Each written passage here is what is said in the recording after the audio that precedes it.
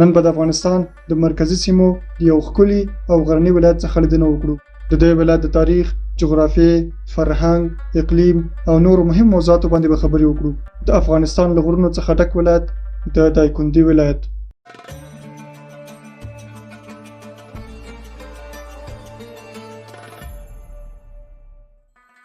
دایکنډي د افغانستان د 4 ولایتونو څخه یو ولایت دی چې د افغانستان په مرکزي لوړو سیمو کې موقعیت لري. اروزګان او دایکنډي په 2004 میلادي کال کې له یو بل څخه جلا شول چې اوس جدا جدا ولایتونه دي. تر هر څه د مخه راځي دا وګورو چې د دایکنډي ولایت د افغانستان په کومه حصه کې موقعیت لري. دایکنډي د افغانستان په مرکز کې په دغه ځای کې موقعیت لري چې مرکز یې د نیلي ښار دی. د دې ولایت مساحت شاوخوا 18,000 کیلومتره مربع دی. د دې ولایت په شمال کې د بامیان ولایت، په لویدیځ کې د غور ولایت، ختیځ کې د غزني ولایت، جنوب کې د اروزګان ولایت او جنوبي لویدیځ کې د هلمند ولایت موقعیت لري. د دایکنډي ولایت ډیره برخه غرونه، درې او حاصلخیزې ځمکې دي.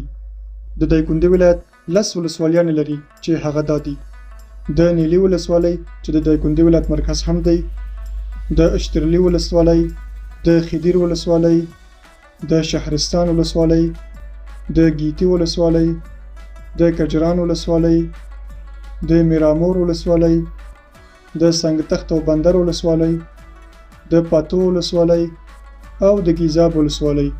د دې ولایت نفوس د اټکلونو له مخې 1 تنه ښودل شوی دی چې د دې ولایت لویه ولسوالۍ د ګیزاب او کوچنۍ ولسوالۍ د نیلي ولسوالۍ ده.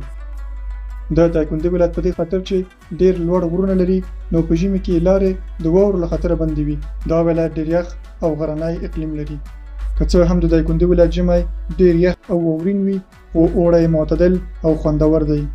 د دایکنډي ولایت د خلکو ترمنځ مشهور سیاحتي ولایت نه دی خو منظرې خورا ښکلې او زړه راښکونکې دي.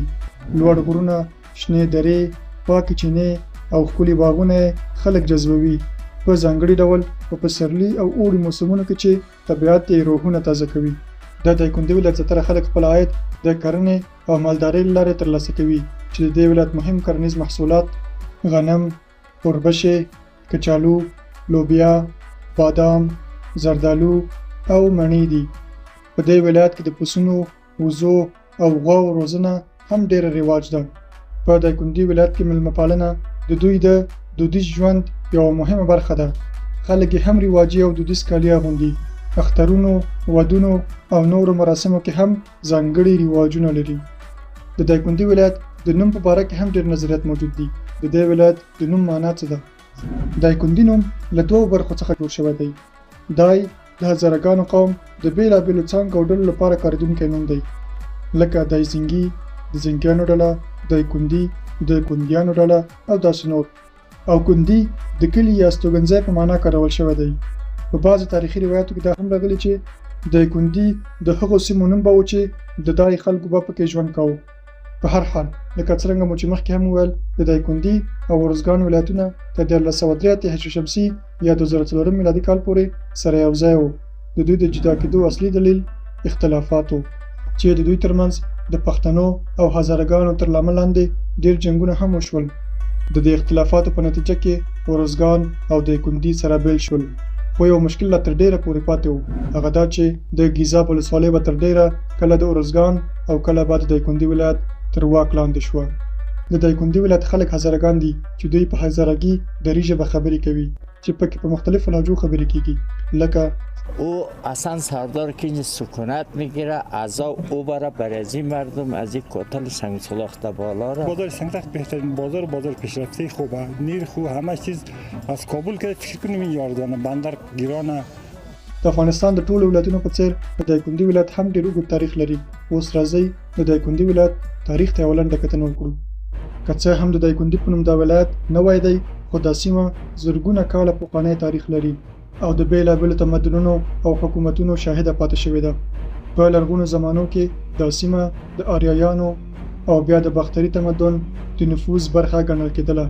د اسلام له راتګ وروسته د افغانستان د نورو ولایتونو په څیر دایکنډي ولایت هم د اسلامي حکومت تر واک لاندې شو. د دایکنډي ولایت د غزنویانو، غوریانو، تیموریانو او وروسته د دورانیانو تر واک لاندې هم راغی. چې د دې امپراتورۍ له جملې څخه د غوري امپراتورۍ په وخت کې د دایکندي په شمول د افغانستان ټولو مرکزی سیمو ځانګړی اهمیت درلود. په 19مه پیړۍ کې د امیر عبدالرحمن خان د واکمنۍ پر مهال د افغانستان په مرکزی سیمو کې لوی اداري او پوځي بدلونونه راغلل چې د دایکندي ولایت هم د هغو بدلونونو اغیزمنه سیمه وه. تر 2004 میلادي کال پورې د دایکندي او ارزګان ولایتونه سره یو وو، خو د خلکو د غوښتنو او د نورو اختلافاتو له امله دایکندي او ارزګان سره جلا شول چې اوس موږ یو ښکلی او مستقل ولایت لرو. دا د دایکندي ولایت دی او لا تر اوسه د افغانستان په مرکز کې موقعیت لري. د دایکندي ولایت ډېر مشهور سیاحتي او تاریخي ځایونه لري چې د دې ولایت مهم تاریخي او سیاحتي ځایونه د نیلي شنې درې، د شترلی ښکلي غرونه، د شهرستان تاریخي سیمې، د سنګ تخت ښکلې درې، د میرامور طبیعي منظرې او د غرني او کلو خلکو دودیز کورونه، باغونه او جامې. په دې ولایت کې مرمري تیږې او نورې ساختماني ډبرې ډېرې پیدا کیږي. د دایکندي ولایت یو څو مشهور غرونه او سیندونه هم لري چې هغه دا دي: د بند خاکباد غر، توس، کافجر غر او نیلي غرونه دي. او د دې ولایت اصلي سیند د هرمند سیند دی چې د دایکندي له منځ څخه تیریږي. او همدارنګه د دې ولایت بل سیند د نیلي سیند دی چې د هرمند سیند مرستیال هم دی او د نیلي څخه تیریږي. مننه چې بیا هم تر پایه له موږ سره پاتې شوئ او د دایکندي ښکلی او غرنی ولایت هم تر پایه له موږ سره ولید. که تاسو په دې ولایت کې نور هم څه لیدلي وي نو حتما له موږ سره هم شریک کړئ او له موږ سره پاتې شئ، ځکه په بله ویډیو کې به یو ځای د زابل ښکلي ولایت ته ځو.